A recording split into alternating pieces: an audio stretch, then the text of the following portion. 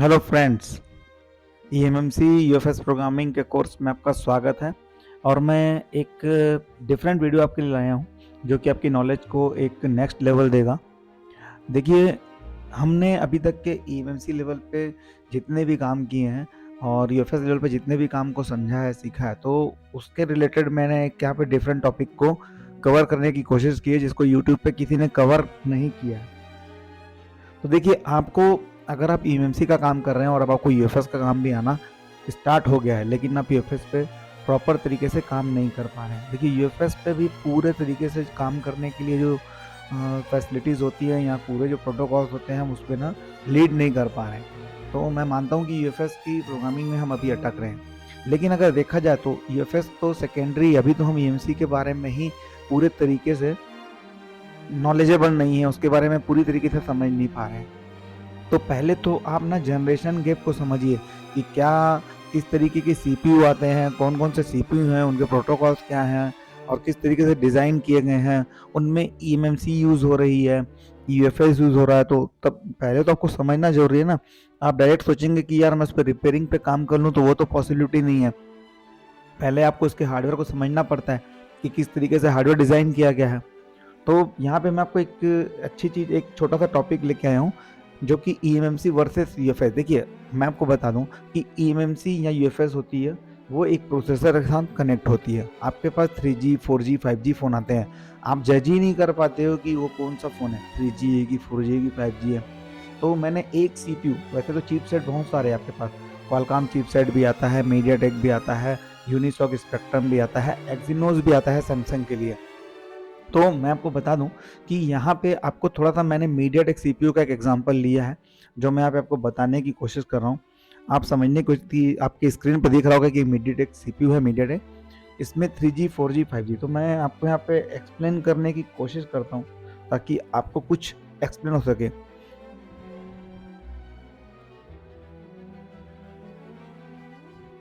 देखिए, सबसे पहले आपको ये समझना है कि जो 3G 4G है उसमें जो मीडियाटेक के सीपीयू आ रहे हैं वो किस तरीके के आ रहे हैं। उसके लिए मैं आपको ना एक ब्लैंक स्क्रीन पे ले चलता हूँ। आप ये मानिए कि अभी हम सिर्फ कौन से सीपीयू के बारे में बात कर रहे हैं, मीडियाटेक। मैं अभी दूसरे सीपीयू के बारे में बात नहीं कर रहा हूँ। अब देखिए, मीडियाटेक का एक प्रोसेसर है जो कि आपके मोबाइल पे लगा हुआ आता है, ठीक है। इसको मैं MTK का नाम दे देता हूँ। ये प्रोसेसर है। अब ये प्रोसेसर है, इसके साथ में आपको ये समझना है कि भाई ये जो MTK है, ये आपका 2G भी तो हो सकता है, 3G भी तो हो सकता है, 4G भी तो हो सकता है, 5G भी तो हो सकता है। तो प्रोसेसर को आप कैसे पहचानोगे? अब इसमें क्या होता है कि इसके साथ में आपके दो कंडीशन है। एक तो ईएमएमसी लगी हो सकती है या आपकी यूएफएस लगी हो सकती है। तो आपको आधा तो जज करने में ही प्रॉब्लम जाती है। अभी के सेट मोबाइल सेट ऐसे हो गए हैं कि देखिए, आपके पास में एक फ़ोन आएगा, उसमें आपको लिखा रहेगा कि वीवो का Y12 है। अब आप वीवो का Y12 देखेंगे तो वीवो का Y12 ऐसा लगा जाता है, ठीक है। तो इस तरीके से मॉडल में बहुत सारे कन्फ्यूज़न है। तो आपको मीडियाटेक के चिपसेट के बारे में आपको थोड़ा समझना पड़ेगा।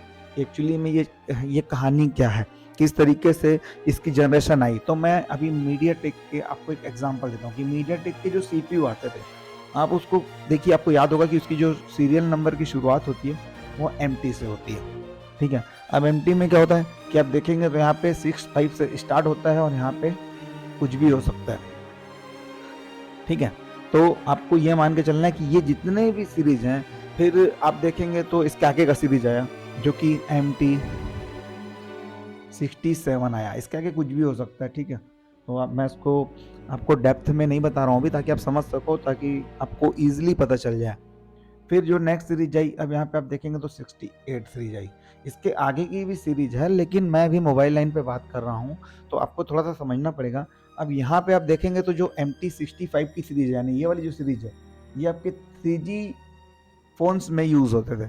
3G फोन्स मतलब जो 3G फोन आते थे आपके, ठीक है। फिर जैसे ही आपके जो ये 67 सीपीयू आना चालू हुई, ये 4G सीरीज में यूज होना चालू हुए, जो कि 4G सपोर्टेड थे और 4G नेटवर्क को सपोर्ट कर रहे थे। अब लेटेस्ट फ़ोन जो आपके सामने में आ रहे हैं वो 68 सीरीज के आ रहे हैं, जो कि आपके 5G सपोर्ट थे। तो आपको ये मान के चलना है कि भाई आपके हैंडसेट में मैं ये नहीं बोलता कि 100% 3G में तो eMMC लगी ही होगी, ठीक है।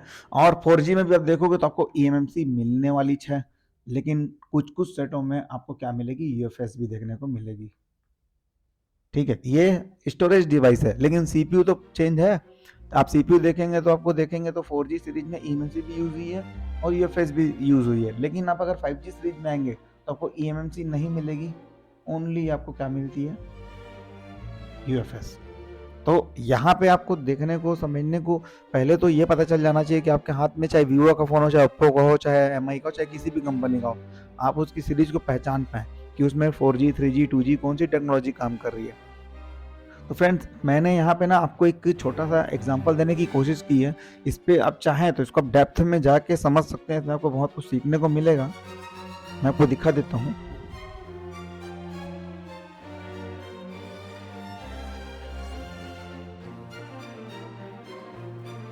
देखिए, अगर आप स्क्रीन पे आएंगे, अगर आप गूगल पे सर्च करेंगे तो आपको बहुत सारी चीज़ें देखने को मिलेगी। आप अगर विकिपीडिया पे आएंगे या उसके अलावा मीडियाटेक की ऑफिशियल साइट पे जाएंगे तो आपको बहुत सारी चीज़ देखने को मिलेगी इसमें, कि क्या नयापन है, इसमें क्या आने वाला है। आप देखिए यहाँ पे नए नए CPU आपको दिखाएगा कि किस तरीके से मीडियाटेक क्या क्या चीज़ें, नई नई चीज़ें लॉन्च कर रहा है। यहाँ पे उसको बेसिक लेवल से देखना चाहेंगे तो आपको इसमें देखने को मिलेगा। मैं आपको विकिपीडिया पे दिखाता हूँ ताकि आप इसको ईजी तरीके से समझ सकें। देखिए, ये एक चार्ट है जो कि CPU के अकॉर्डिंग इन्होंने बनाया है। जब मीडियाटेक के साइड आए थे तो आप स्टार्टिंग लेवल में देखिए कि MT, यहाँ पे आप देख रहे होंगे तो MT 6205 वगैरह आपको चार्ट दिख रहा होगा, जहाँ से CPU स्टार्ट है, ठीक है। तो ये एक पुरानी सीरीज है जो कि एक समय से चल रही थी। यहाँ पे आप देखेंगे तो आपको यहाँ पे नज़र आ रहा होगा कि यहाँ पे वायरलेस टेक्नोलॉजी, रेडियो टेक्नोलॉजी कौन सी यूज़ की गई है, तो आप इसमें देखते जाएंगे। अब मैं आपको आगे लेके चलता हूँ फास्ट में, ताकि आपका ज़्यादा टाइम इसमें वेस्ट ना हो। आप यहाँ पे देखेंगे तो यहाँ पे आपको 6.5 वाले CPU चालू हो चुके हैं, जो कि यहाँ पे 3G को सपोर्टेड है। आप गौर से देखेंगे तो यहाँ पे 3G सपोर्टेड है, ठीक है। वैसे ही आप धीरे धीरे आगे बढ़ते जाइए तो लगभग 6.5 की बहुत सारी चीज़ आती गई। CPU का नाम देखिए, यहाँ पे क्वाड कोर दे दिया, ठीक है। 6580 माइक्रोमैक्स और स्पाइस कार्बन लावा जियोनीमेशन में बहुत सारे ये यूज़ होते थे क्वाड कोर, तो आपको ये देखने को मिलेंगे। पुराने जो CPU हैं उनमें आपको मतलब बहुत सारे मॉडल में देखने को मिलेगा। फिर हेक्सा कोर, ऑक्टा कोर आया, सिर्फ नाम बदल रहा है, थोड़ी थोड़ी टेक्नोलॉजी चेंज हो रही है। आप देखते जाइए आगे।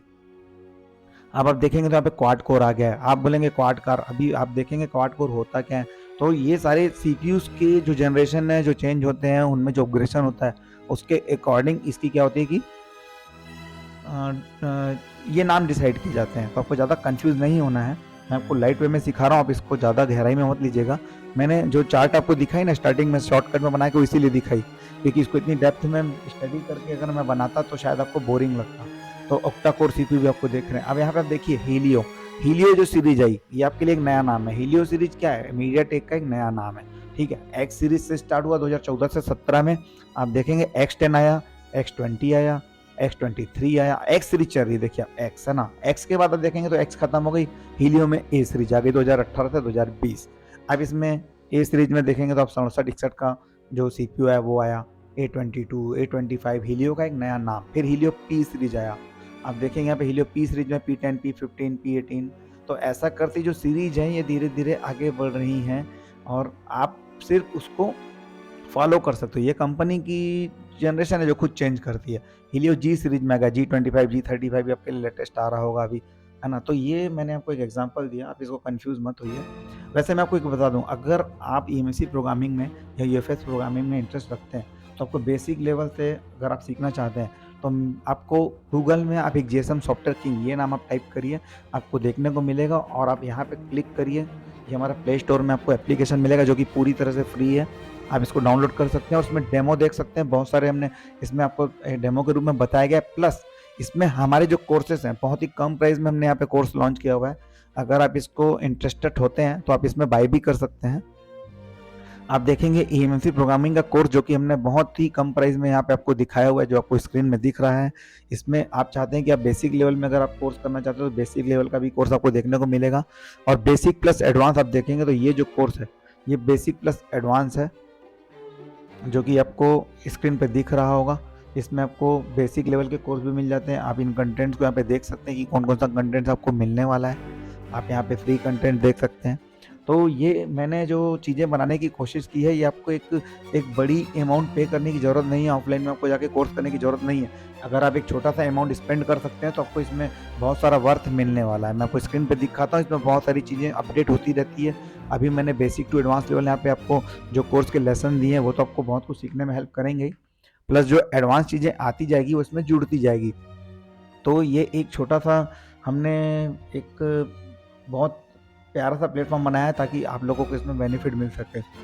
तो मैं उम्मीद करता हूँ कि इसमें आपको बहुत कुछ सीखने को मिला होगा। तो अगर आपको लगता हो कि मुझे इसमें कुछ आगे बढ़ना है, कुछ सीखना है, तो आप इस एप्लीकेशन को डाउनलोड करिए और इसमें एनरोल करिए। आपको ये कोर्स बहुत हेल्प करेगा। आगे चल के यूएफएस प्रोग्रामिंग से रिलेटेड अगर कोई चीज़ें आती है या नई चीज़ें हम जिसमें कंप्लीट होते हैं, तो आपको इसमें यूएफएस प्रोग्रामिंग से रिलेटेड भी आपको वीडियोस मिलते चले जाएँगे, या एक अलग कोर्स हम यहाँ पे डिज़ाइन करेंगे, जो कि पुराने जो हमारे यूज़र रहेंगे या जो हमारे इसके सब्सक्राइबर रहेंगे, हम उनको बहुत ही कम प्राइस में प्रोवाइड करेंगे।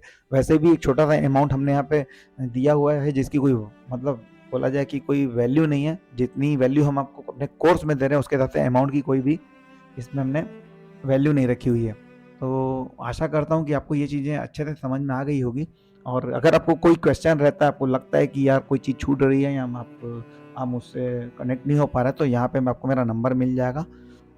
आप मेरे को यहाँ पे मेरा ये स्क्रीन नंबर है, ये हमारा एड्रेस, आप मेरे को डायरेक्ट व्हाट्सअप कर सकते हैं। मैं बिल्कुल आपको कोशिश करूँगा कि किसी न किसी तरीके से आपका काम हो जाए, और आपको बिल्कुल हेल्प करूँगा। आप कोर्स को बाय करते हैं कि नहीं करते हैं, वो सेकेंडरी है, उससे कोई मैटर नहीं है। आपको जब भी मेरा सपोर्ट लगे, मेरा व्हाट्सअप का नंबर यहाँ पे अवेलेबल है, आप मेरे को बिल्कुल कॉन्टैक्ट कर सकते हैं।